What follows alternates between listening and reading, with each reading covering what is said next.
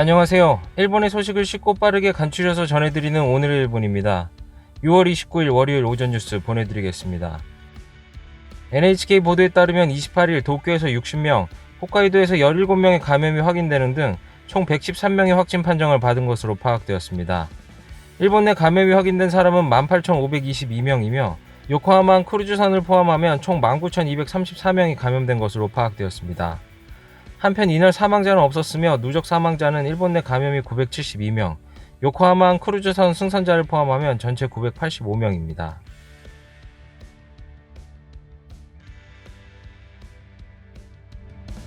이날 도쿄에서는 60명의 신규 감염이 확인되었습니다. 10대부터 90대까지의 남녀 60명이 신규 확진 판정을 받은 것으로 파악되었으며 이 중 39명은 감염 경로가 파악이 되지 않거나 조사 중이고 21명은 기존 감염자의 밀접 접촉자로 확인되었습니다.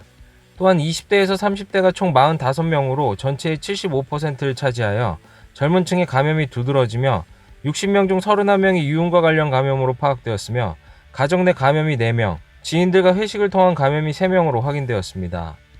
한편 이날 도내 사망자는 없었으며 누적 확진자 수는 6,114명, 누적 사망자 수는 325명이 되었습니다.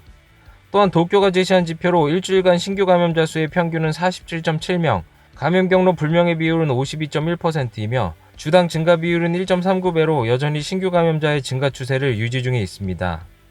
이로써 도쿄에서 긴급사태 해제 후 가장 많은 신규 확진자가 발생하였습니다.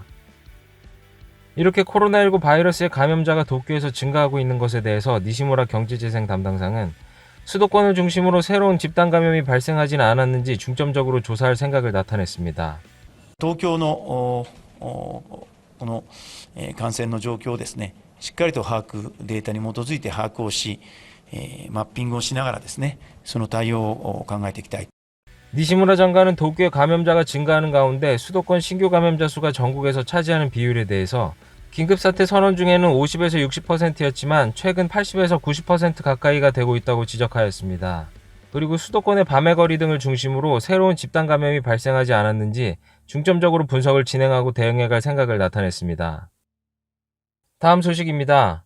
7월 5일 도쿄 도지사 선거가 일주일 앞으로 다가왔습니다. 코로나19의 영향으로 2례의 선거전이 되고 있는 가운데 주요 후보의 선거운동 모습을 살펴보았습니다. 総額15兆円のプランで2月から6月までのあなたのコロナウイルスによる経済的損害をカバーする。そして体力を回復していただいて第2波に備える。 야마모토 씨는 과거 선거 때와는 달리 밀접을 피하기 위해 가두연설의 대부분을 예고 없이 하고 있습니다. 第2波、第3波が来た時にはもう東京は乗り切れないと思います。客観的なデータに基づき、客観的な基準に基づいて本当に実のある対策をしっかりピンポイントでやっていく。 오노 씨도 길거리 연설과 행진에서 지지를 호소하고 있지만 악수는 하지 않고 팔꿈치로 터치하고 있습니다. 都知事になりましたら条例を改正して従来の基金をコロナ対策基金として1兆円くらいの基金を作りたいと考えております。 우츠노미야 씨는 화상회의 시스템을 이용해 유권자의 목소리도 듣고 있습니다. コロナによってこの国の経済は疲弊しています。これからのコロナ対策というのはメリハリのついている対策を行わなければなりません。 한 곳에서 장시간의 연설을 마친 타치바나 씨는 이전부터 선거 전에 인터넷을 활용하고 있었습니다. 이 길을 목표로 하는 코이케 지사는 공무를 우선하고 다른 후보들과 달리 전혀 거리에 서지 않고 인터넷에서 도내 62개의 자치단체에 개별 메시지를 보내고 있습니다. 한편 아사히 신문의 여론조사에서는 코이케 유리코 현 도지사가 여당 지지층과 무당층의 지지를 받으며 안정적으로 앞서 나가는 것으로 조사되었으며 나머지 주요 후보들에 대해서는 야당 지지층에서 표가 나뉘고 무당층에서의 지지가 미약하여 현재까지는 현직의 코이케 유리코 씨의 우세가 점쳐지고 있습니다. 이에 추가로 도쿄올림픽에 대해 어떻게 하는 것이 좋은지에 대한 조사에서는 3개의 선택지 중 내년 여름의 개최는 35%, 재연기는 28%, 중단은 31%로 의견이 나뉘었습니다. 코로나19 도쿄의 대응에 대해서는 평가한다가 63%로 평가하지 않는다의 29%를 웃돌았습니다. 향후 지사의 코로나 대책에서 중요시되는 점에 대한 질문에는 감염 확대 방지가 64%로 경제 활성화의 26%를 크게 앞섰습니다. 투개표까지는 앞으로 일주일밖에 남지 않은 가운데 일주일간 도쿄의 코로나19 감염 상황도 선거 결과에 영향을 미치지 않을까 싶은데요. 결과를 지켜봐야겠습니다. 다음 소식입니다. 신형 요구형 미사일 시스템 이지스 어쇼어의 야마구치현과 아키타현의 배치 중지에 따른 새로운 미사일 방어 체제에 대해 모테기 외무상은 방송 프로그램에 출연하여 일본을 둘러싼 안전보장 환경의 큰 변화를 바탕으로 미국과의 역할 분담도 포함하여 논의를 추진할 의사를 밝혔습니다.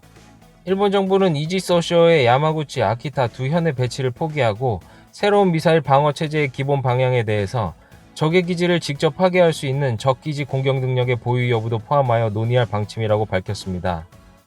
이에 대해서 모테기 외무상은 이지스 어쇼어의 배치 중단으로 방위에 공백이 생겨서는 안 되는 것은 당연하다. 계속 미국과도 연계하여 미사일 방어 체제를 포함한 탄탄한 체제를 만들겠다고 말하였습니다.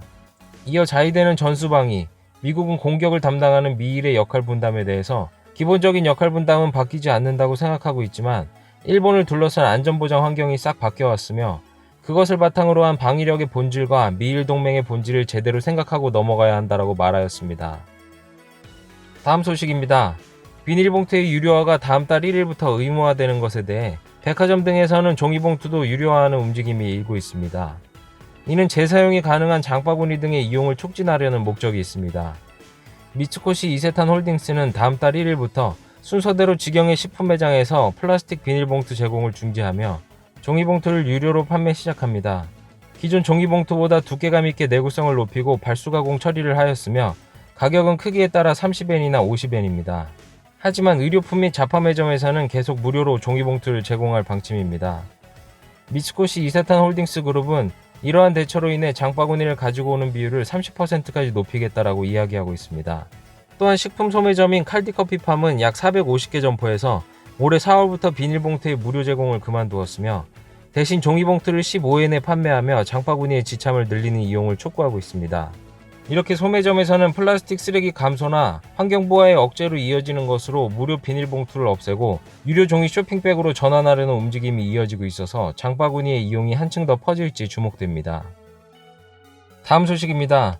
코로나19 바이러스의 영향으로 음악이나 스포츠 등 다양한 행사가 중단이나 연기되면서 경제적 손실은 지난달까지 3개월간 3조엔 남짓 증가하였다고 국제금융기관이 추산하였습니다.